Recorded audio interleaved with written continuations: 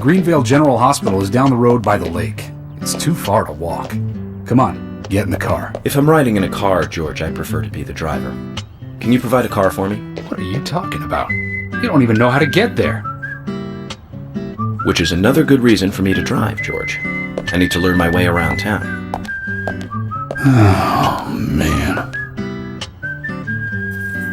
Very well. Then I'll ride with you. I want to keep an eye on you. Fair enough. Just one thing, Agent Morgan. Your involvement in this case is limited. That means you don't have to learn your way around town.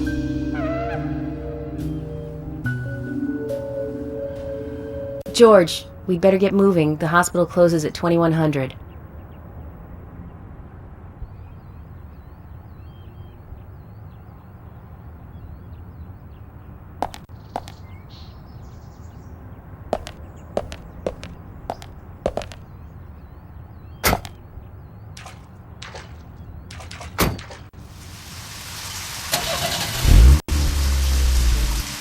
Agent Morgan, get us there quickly, but drive within the speed limit. Just because you have a badge doesn't mean you can drive like a maniac. George, what are you, his mother? We just need to get the autopsy results. Agent York isn't accustomed to the town yet. Give him a little slack.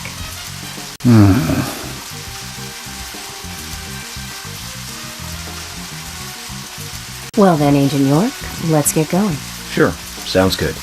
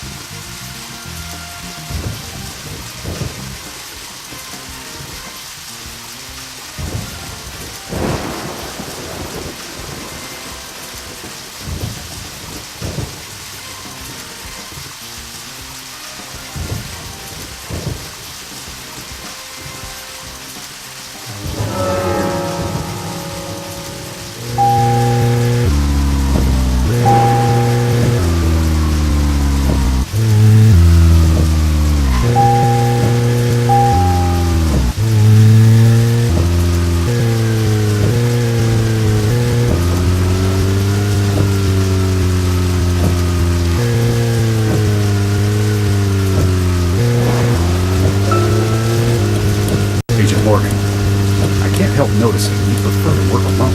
Most of the time, yes. Don't you get lonely, flying all over the country alone? I must say I've never felt lonely. Are you married? Unfortunately, relationships and I are fleeting strangers.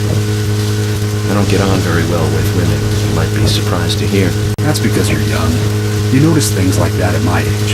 You have to treat women carefully, like a thin crystal wine glass. If you don't, they can cut scars on your face, just like yours, right? George, is this an interrogation? I see you're a seasoned professional. But let's not talk about my scar. It was caused by a problematic woman. Well, she got you good. Terribly good. It'll fade away, and nobody will notice it in a week. A week? It's not that light of a wound. So, Emily, tell me, is there really a need for a full-time sheriff in a small town like this? I'm sure it is small to your city eyes, but any gathering of people leads to all kinds of problems.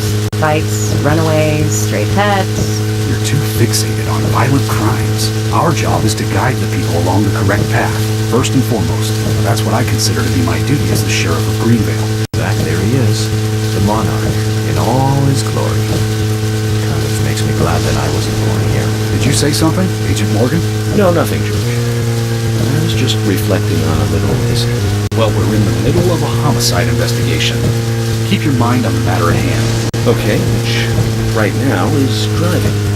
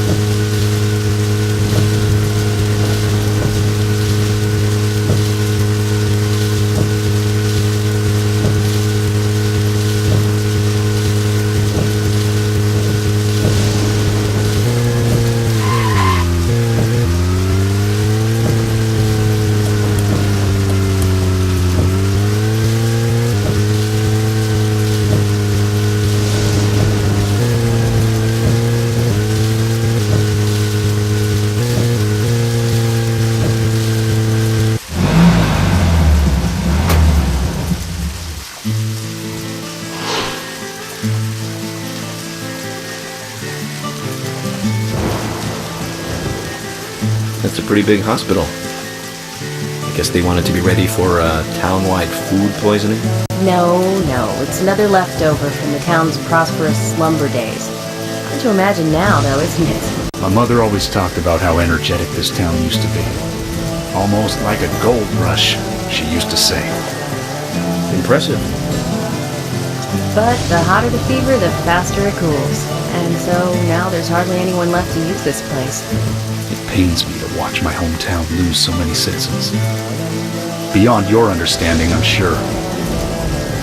Yes, I'm sorry to say that it is. Indeed. And that's why this case is our problem. There really isn't any need for you to get too involved.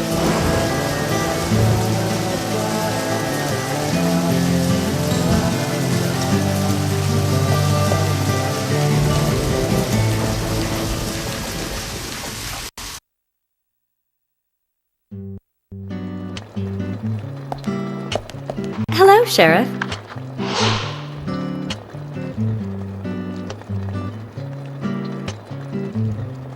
Hi there, Fiona.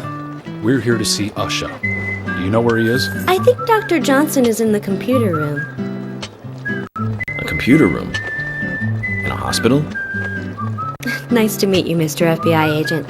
The computer room is where our employees share a computer. Very nice to meet you, too. I'm FBI Special Agent Francis York Morgan. But how did you know I was FBI? Easy. None of the police in this town wear cologne. Besides, that scar on your face is the biggest rumor in town. Rumors get exaggerated as they spread, even in the countryside. What's that you're reading, if I may ask?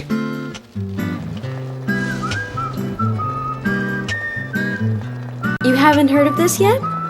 It's a recent bestseller mystery. It's set in the U.S., a small traditional North American town close to the Canadian border. A peaceful, traditional place. However, that peaceful town is shattered by a terrible crime, the murder of a local girl. And that incident causes grief and sadness to everyone in town. But everyone feels the seditious, heinous evil still lurking, alive. Yes, much like the situation right now here in Greenvale. Fiona, don't say that. Sorry, I shouldn't have said that. With Anna dead and all. Don't worry. Books are written to entertain, and it's good you're enjoying it. What we're faced with here is a terrible crime committed in a real world. Much different from that of a novel. So there's no need to apologize. Thank you, Agent York.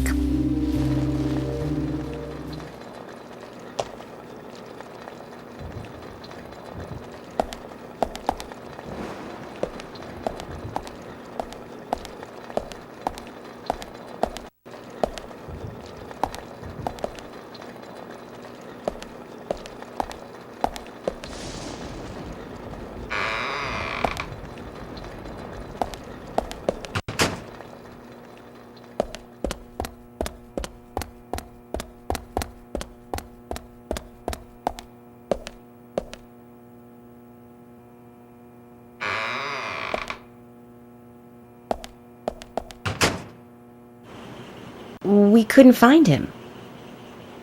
Fiona needs to check her information. No, I don't think so. Does the doctor like playing games by any chance? What do you mean? There's a message on the computer, and a card key already set in place. The king passes the rook and meets the bishop. The knight takes a pawn along for the queen. What does that all mean? It's a simple puzzle. Zach, let's take him up on his challenge. You can do this, right?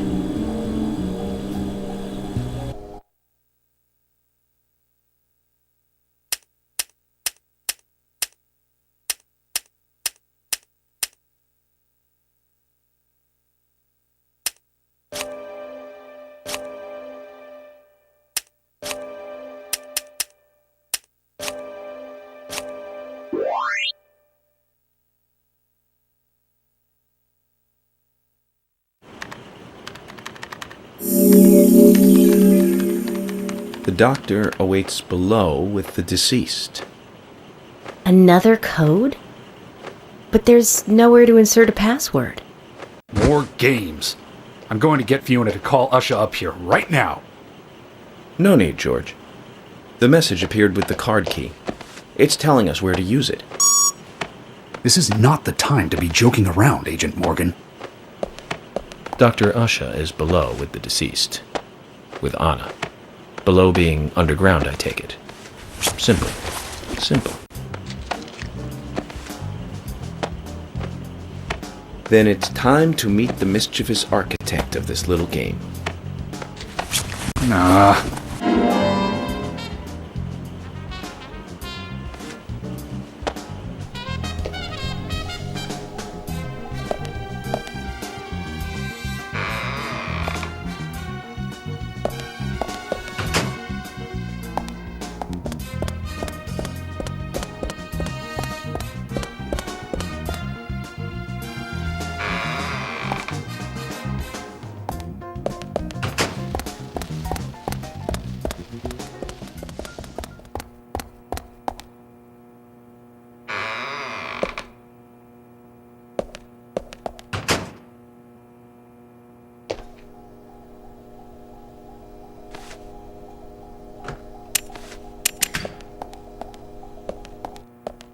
Usha, sorry to keep you waiting.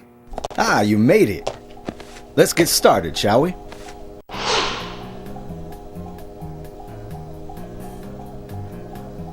This is Agent Morgan from the FBI. Nice to meet you. I'm Usha Johnson, the doctor in this hospital. FBI Special Agent Francis York Morgan. Please call me York. Everyone calls me that. Very well, Agent York. Are you a forensic practitioner? Let's just say I've dealt with corpses before.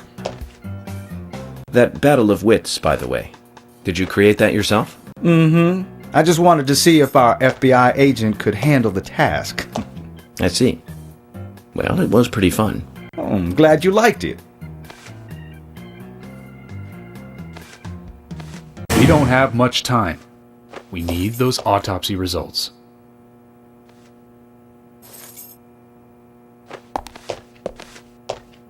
Next time, try challenging us without obstructing an investigation.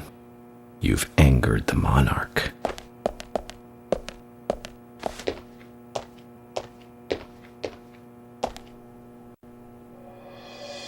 From the onset of rigor mortis, the stiffening of the muscles, the time of death is estimated to be between 20 and 2200 hours. That's still quite early for such a crime to take place. Note that there are 2 exterior wounds, pressure marks around the neck, and a long cut running from chest to abdomen. Blood marks on her right hand tell us she was gripping something round in her right hand.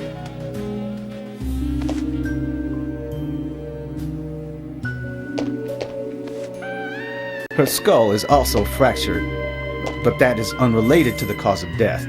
It probably happened to her after she was killed.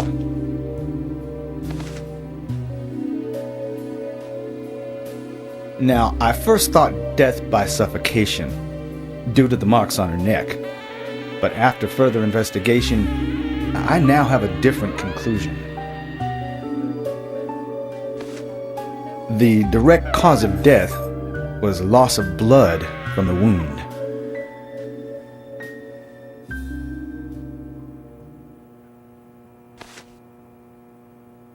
Which means...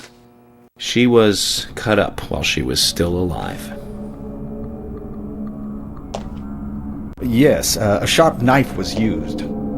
It was inserted beneath the sternum and then quickly sliced downwards. The excessive loss of blood from her internal organs is what actually killed her.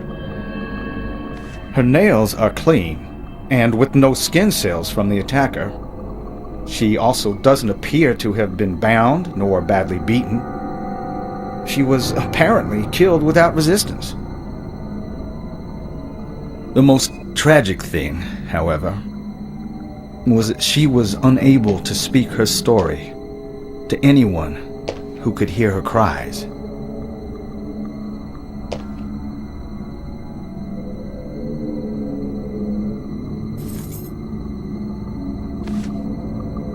The perpetrator cut out Anna's tongue. Well, I believe she was drugged first to phase her consciousness, and then the killer killed her. Now, the killer most likely has a deep, traumatized past concerning women. He probably cannot converse with them normally. Cutting out the tongue suggests a very lonely individual. Either that, or a truly hardcore sadist. He must get off on watching women suffer, especially when they can't answer back. Now, he watched as the blood pumped from her body, as she gradually grew cold. A case in Seattle in 1985 was much like... Usha, please, limit your report to your findings as a doctor. Criminal profiling is my job.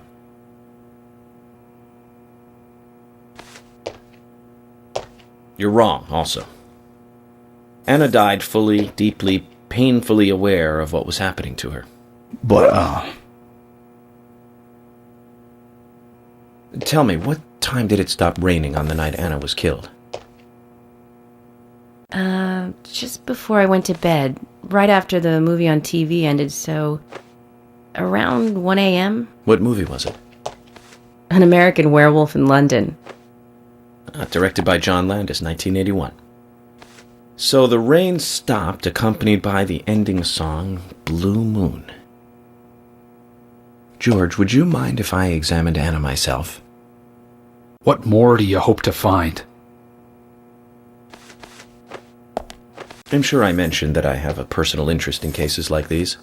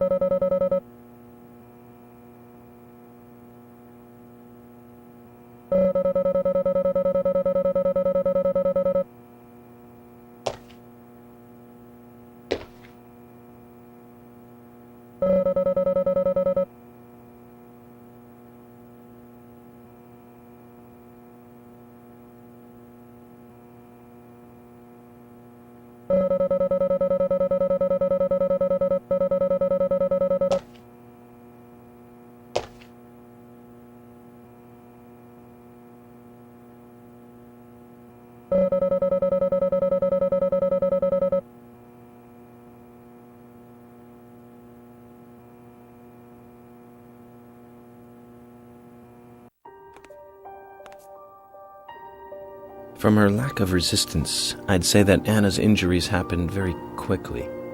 Unable to speak, she was then left to cry herself to death. Zach, it's all starting to come together.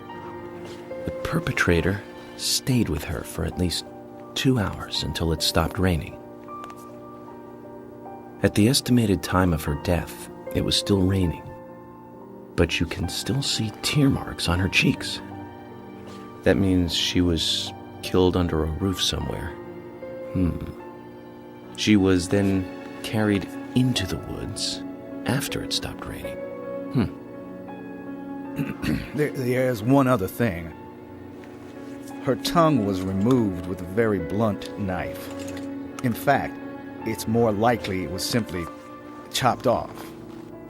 Asha, are you a passionate man? Well, not particularly, but I am man enough should the moment call for it. George, how about you? I'm very passionate. Yes. Especially when it comes to women. But I don't see what that has to do with anything. George, the perpetrator, is just like you. He's passionate about women. He's a passionate kisser.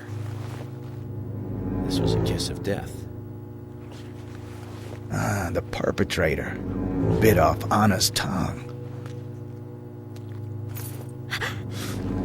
We'll never get a dental print from a wound like this. But this is still a big lead.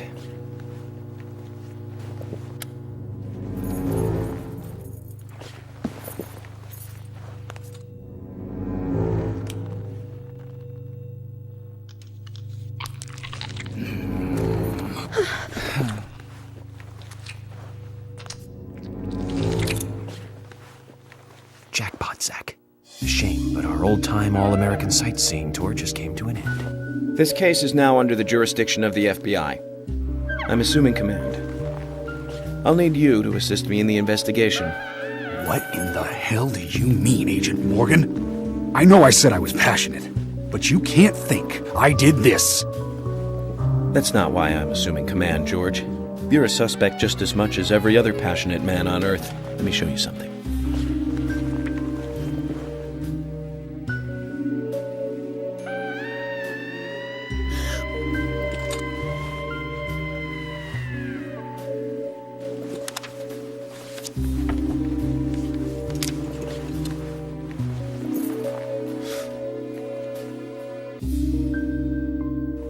There you go. Amazing, huh? I'm sure you have a lot of questions, but most of the details are top secret. George, Emily, we should be going. No need to stay here any longer. Okay. I have to sign the release. Just give me a moment. Very well. I'll go on ahead. I can't take it any longer down here.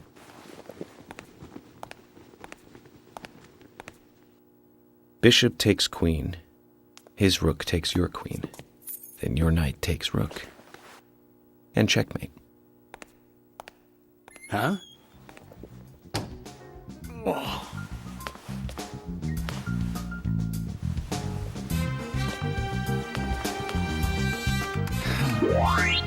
My first victory in the Grandmaster ranking.